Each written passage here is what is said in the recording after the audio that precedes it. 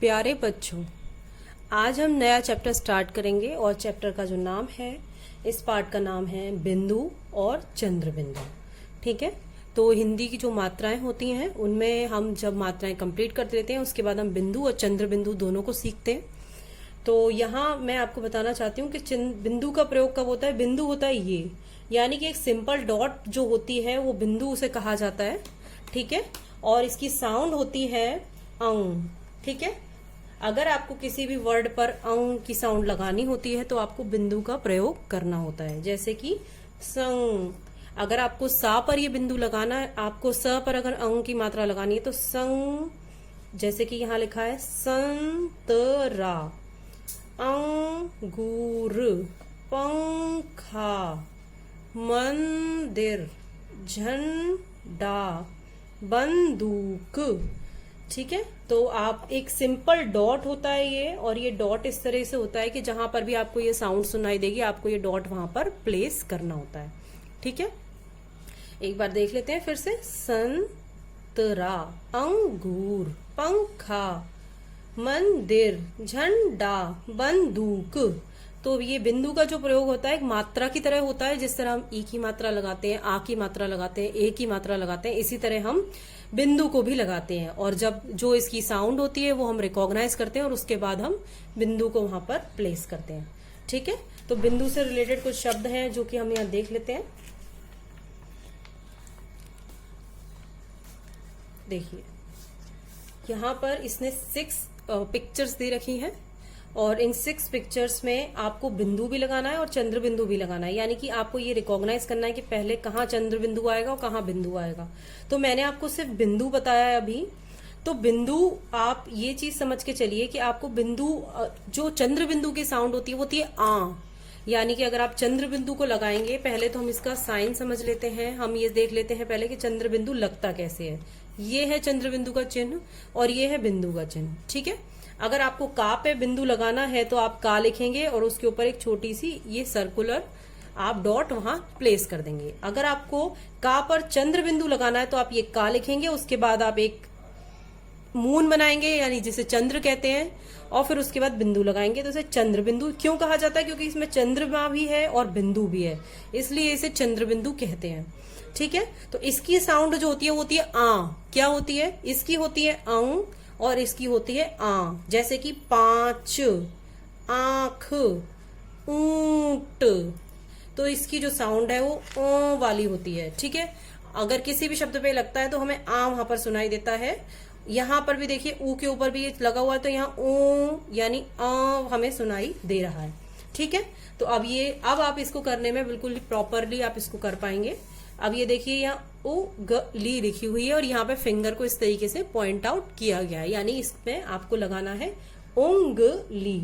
अब यहाँ पे आ तो कहीं नहीं आएगा, ओ आ रहा है, तो ओंग ली। तो यहाँ पर आप डॉट लगाएंगे।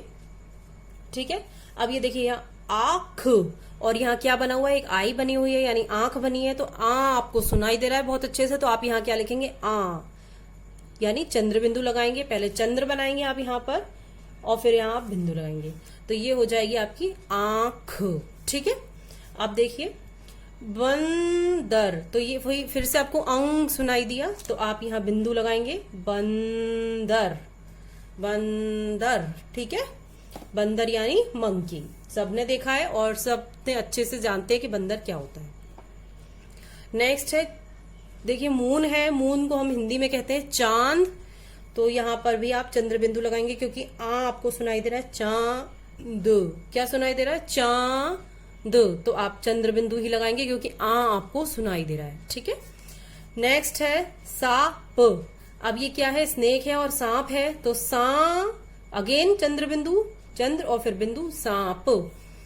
झन, अंग यानी बिंदु ओनली, झंडा।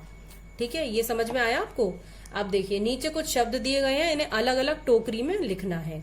तो देखिए ये तो बिंदु की टोकरी है और ये चंद्र बिंदु की टोकरी है। अब देखिए ये क्या है? ये क्या है? ये दांत है। तो दांत किस में आ रहा है? चंद्र बिंदु में आ रहा है क्योंकि दांत के ऊपर चंद्र बिंदु लगा है। ठीक है, फिर आ रही है बांसुरी। बांसुरी भी चंद्र बिंदु में ही आएगी, तो बांसुरी को चंद्र बिंदु में लिख दीजिए।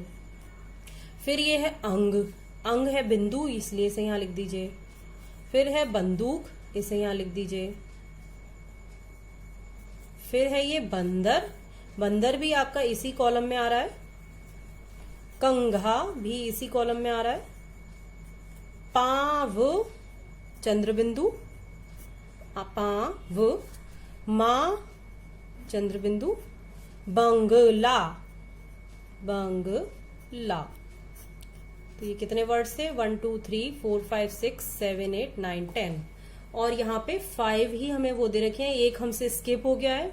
प्यारे बच्चों बताइए कौन सा स्किप हो गया है। अंग यहाँ लिख गया है, बंदर लिख गया है, कंघा लिख गया है, बंदूक लिख गई है, झंडा रह गया है यहाँ। तो प्यारे बच्चों यहाँ मैंने झंडा भी लिख दिया है। अब एक बार फिर से मैं आपको साउंड बता दे रही हूँ।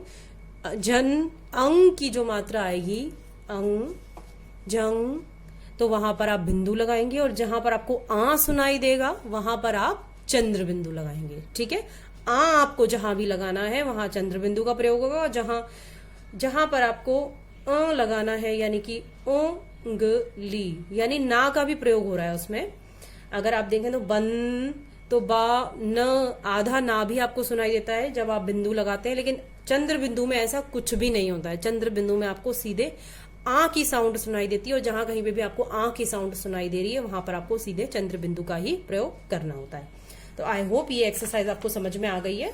ठीक है, होमवर्क में आपने क्या करना है, ये पूरी एक्सरसाइज कवर करनी है बुक में अपनी। पेज नंबर है 16, ये आपको होमवर्क में करना है। और इसके अलावा आपको बिंदु के और चंद्र बिंदु के 5-5 कोई भी नए शब्द लिखने हैं जो कि इसमें नहीं है लेकिन अलग से आपको लिखने हैं और वो काम आपको नोटबुक में करना है। पहले आपको चैप्टर नेम लिखना है।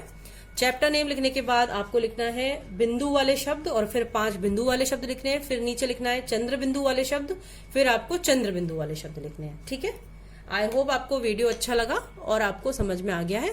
फिर भी अगर कोई चीज आप पूछना चाहते हैं तो you are most welcome. You can call me, contact me any time. Thank you.